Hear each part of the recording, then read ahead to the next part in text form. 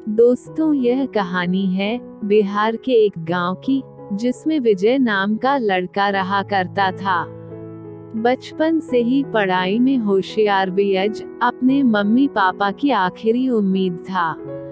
विजय के दादा ने अपने समय में बहुत कर्ज ले लिया था, जिसको चुकाने में पापा की पूरी जिंदगी मजदूरी में निकल गई। उनके पास थोड़ी सी जमीन थी, जिससे उनका गुजारा हो रहा था। पापा की तबीयत मजदूरी करने से खराब रहती थी, पर पापा विजय को इस बात का एहसास नहीं होने देते थे। विजय को पढ़ाई में इतना होशियार देखकर उसके मम्मी पापा ने हर वो काम किया जिससे वो विजय को पढ़ा पाए।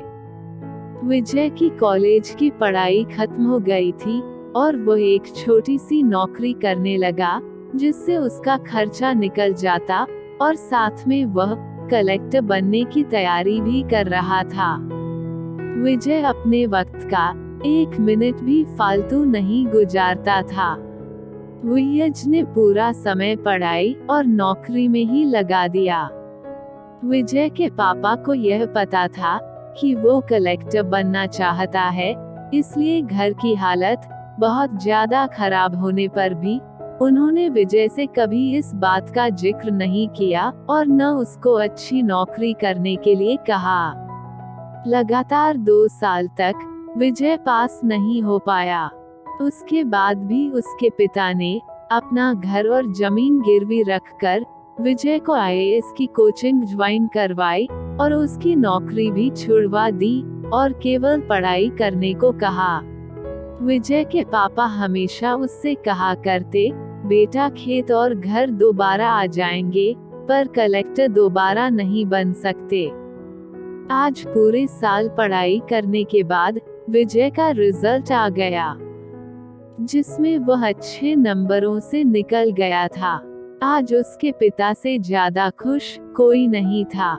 ऐसा लग रहा था जैसे विजय का सपना पूरा होने वाला है, पर भगवान को कुछ और ही मंजूर था। विजय का कल इंटरव्यू था और सुबह से उसके पापा की तबीयत खराब थी। विजय के पापा उसकी माँ से बार बार कह रहे थे कि विजय को मत बताना, और उस दिन देर रात उनकी मौत हो गई। अब एक माँ जिसकी गोद में उसका पति गुजर गया और वो अपने दर्द को भुलाकर अपने बेटे की जिंदगी के बारे में सोच रही थी। माँ ने पड़ोसियों तक को इस बात का एहसास नहीं होने दिया कि उसका पति अब नहीं रहे। पूरी रात ऐसे रोई कि आवाज भी ना निकले, और सुबह विजय जब इंटरव्यू देने जाने लगा, तब माँ और पापा के आशीर्वाद के लिए उसने माँ को कॉल किया। माँ ने पूरी हिम्मत लगा दी अपना सच छुपाने के लिए और विजय को आशीर्वाद दिया। और जब विजय ने पापा से बात करने को कहा, तो माँ बोली, पापा अब तुमसे बात नहीं करेंगे, वो कलेक्टर से बात करेंगे। इतनी बात करके माँ ने फोन रख दिया। विजय का जब इंटरव्यू हो गया, तब उसे बताया गया कि उसके पिता की तबीयत खराब है, उसको तुरंत घर जाना है। विजय को एक पल नहीं लगा अपने पिता की हालत समझने में।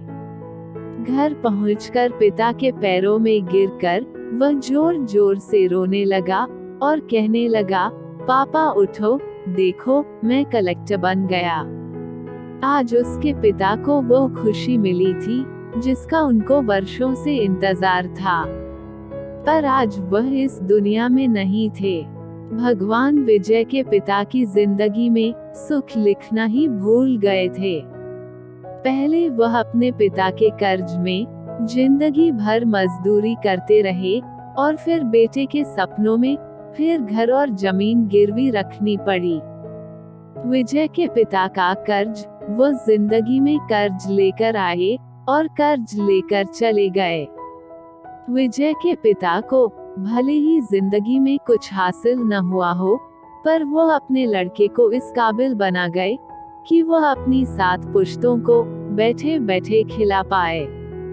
विजय की माँ ने जो उस रात किया, जिसको करने का जज्बा बहुत कम लोगों में होता है, जब विजय कलेक्टर बनकर घर आया, तब माँ ने विजय से कहा, बेटा तुम आज इतने बड़े बन गए हो कि हजारों गरीबों का भला कर सकते हो। जब भी तुम्हारे सामने कोई गरीब मदद मांगने आए, तो अपने पिता और मेरे बारे में सोचना।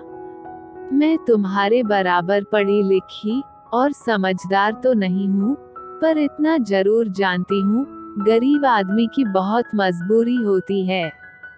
तुम कभी किसी का बुरा मत करना। इस कहानी से हमें यह शिक्षा मिलती है कि वक्त कितना भी खराब हो, हम उसे बदल जरूर सकते हैं। माँ और बाप के एहसानों को हम कभी नहीं उतार सकते हैं, पर हम अपने कर्मों से उनकी इच्छा जरूर पूरी कर सकते हैं।